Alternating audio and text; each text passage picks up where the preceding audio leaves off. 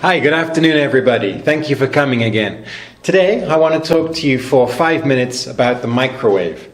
I forgot my clock, so I'm going to use the timer on my watch. You ready? Here we go. 3, 2, 1, go. Okay, the microwave oven. I'm sure nearly all of you have used a microwave oven at some point in your life, or at least seen one on TV. What do we use microwave ovens for? We use them for heating up our food. Now, how do they work? Well, inside the box that is your microwave, you have something called a magnetron. The magnetron releases microwaves, radio waves. You know the shape of a wave, like that. A microwave, each wave is about 12.2 centimeters wide, and the waves travel at 2.45 gigahertz. 1 hertz is one wave a second, basically. So 2.45 gigahertz, if I can calculate that right, means about 2.5 billion waves a second.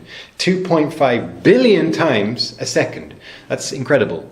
So how does it work? Well, inside your microwave, you have a reflective metal case, and the magnetron releases microwaves that bounce around inside the microwave. What they do is they go through the food or the drink or whatever it is you're trying to warm up. How do they warm it up? Well, a wave has a positive and a negative. And every molecule inside the food you're trying to heat up also has a positive and a negative. And as you know from science, positives like subtract. So when the wave is positive, the molecule positive points up. And when the wave positive comes down here, the molecule switches over and the positive follows the wave. So as your wave is doing this, your molecule does this, basically. Keeps flipping over. And as the molecule rotates, as it vibrates, of course, it creates heat. And that heat is what warms up your food. So how come when you put an apple pie in, the crust stays cool and the inside is boiling hot like lava? Or how come when you put a cup of coffee in there, the cup is really hot, but the coffee is not so hot? Why is that? Well, basically, water molecules heat up more easily than any other type of molecule. They're very free, they move very easily. So if you put in an apple pie, for example, the water molecules in the center, in the filling, will heat up very, very quickly, but the outside is dry, it doesn't have so much water in it, so of course it won't heat up. If you have a cup of coffee, it's going to heat up like a basic oven because it's all liquid. So it's going to heat from the outside in. So you're going to have hot points and cold points. And basically because the water heats faster. Okay. Also, you'll notice that a lot of microwave meals have standing time as well. That's because microwaves cannot penetrate right the way through food. At most, they go about 2 or 3 centimeters under the surface.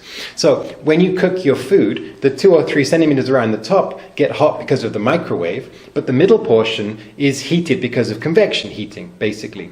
So when you finish cooking your meal, microwaving your meal, you leave it for 2 or 3 minutes to allow the heat from the heated outside to enter into the center and heat the whole meal through. Okay, microwaves, when were they invented? 2 minutes. When were they invented? 1935, the cavity magnetron was invented. Without that, we don't have microwaves. 1945, a man called Percy Spencer was working on a radar installation. They were trying to see what radio waves they could use to detect planes. And as he walked past the machine, he noticed that a chocolate bar in his pocket got hot and melted.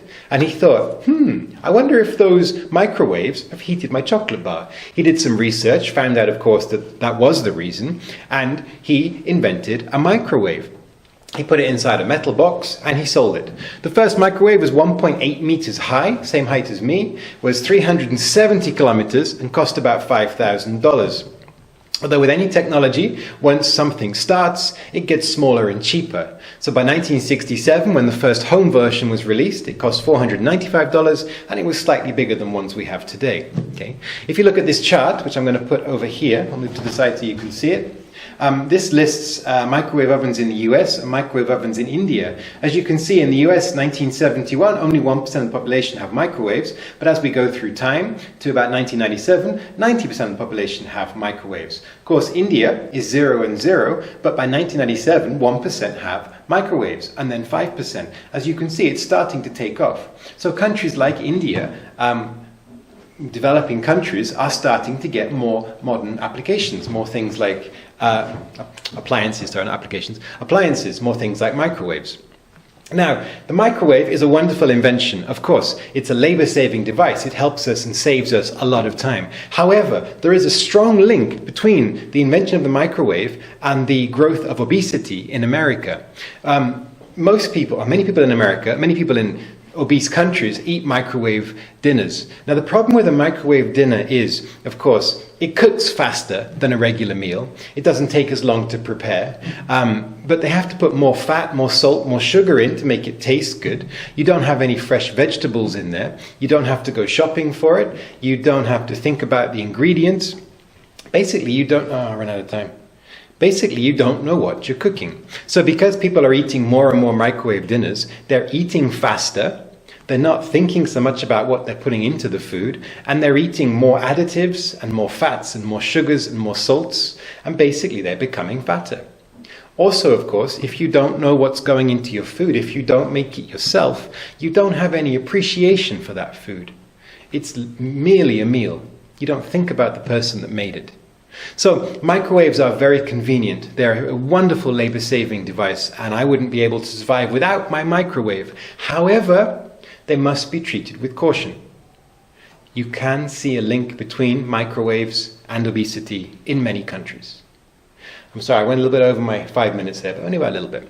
Thank you for listening. If you have any questions or comments, please put them in the comment field down there somewhere. If you have any ideas, things you'd like me to talk about, please put them down there as well. If you liked this talk, click like. Down in the description box, you can find the link to the script for this talk, questions, answers, the MP3. You can practice your English, you can hopefully learn something, and you can practice and get better at English.